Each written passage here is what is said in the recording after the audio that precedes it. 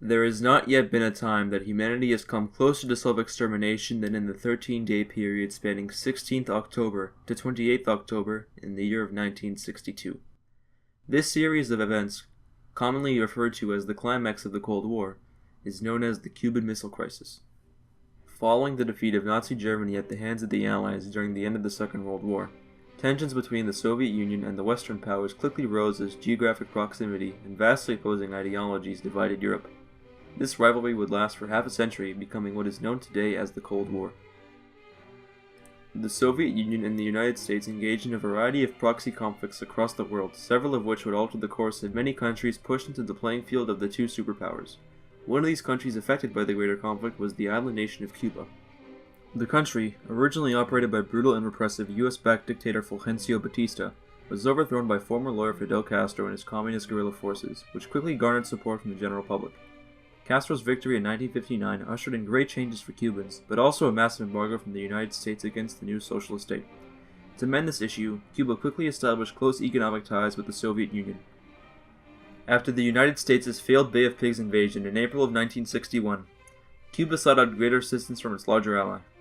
During a secret meeting between Fidel Castro and Soviet General Secretary Nikita Khrushchev, the two reached an agreement that Soviet nuclear missiles would be installed on the island of Cuba in order to quell further aggression by the United States, as well as to balance out the United States' placement of nuclear missiles inside the countries of Italy and Turkey.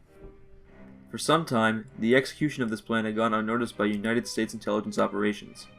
By the time it was discovered, though, the platforms for the ballistic missiles had already been established, and materials for the missiles were already ready to be brought into the construction phase. On 16th October, 2 days after the discovery of missile platforms on Cuban soil, U.S. President John F. Kennedy brought together an executive committee in order to analyze the intelligence data acquired from the flight mission on the 14th. The initial reaction from many on the committee was to execute a full-scale invasion of Cuba. However, Kennedy disagreed and decided on a less aggressive quarantine, or blockade of Soviet transports entering Cuba. A blockade, which is considered an act of war, did not sit well with Soviet leaders.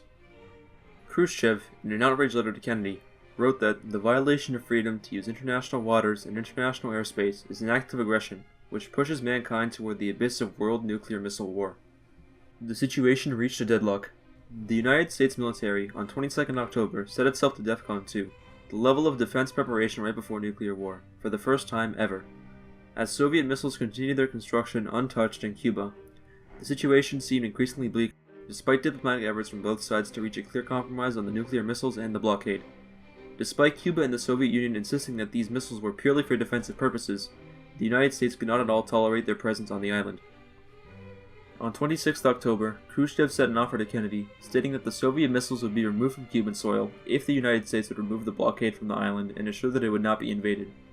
This resolution looked hopeful to resolve the crisis, but Khrushchev later extended the terms of the deal, requiring the removal of US missiles from Italy and Turkey as well. On that same day, a US spy plane flying over Cuba was shot down by a Soviet anti-air missile. Once more, finding a resolution to the crisis seemed bleak.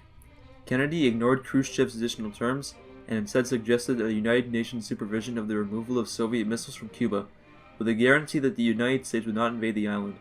Meanwhile, a top-secret diplomatic meeting occurred between US politician Robert Kennedy and Soviet ambassador Anatoly Dobrynin, which resulted in an agreement that US missiles would be removed from Italy and Turkey in the several months following the dissolution of the crisis. Following the meeting, Dobrynin quickly relayed this information to Moscow, urging for the acceptance of this resolution. During the next morning, on 28th October, Khrushchev released a statement ordering the removal of Soviet missiles from Cuba, thus ending the Cuban Missile Crisis. US missiles based in Italy and Turkey would be removed several months later.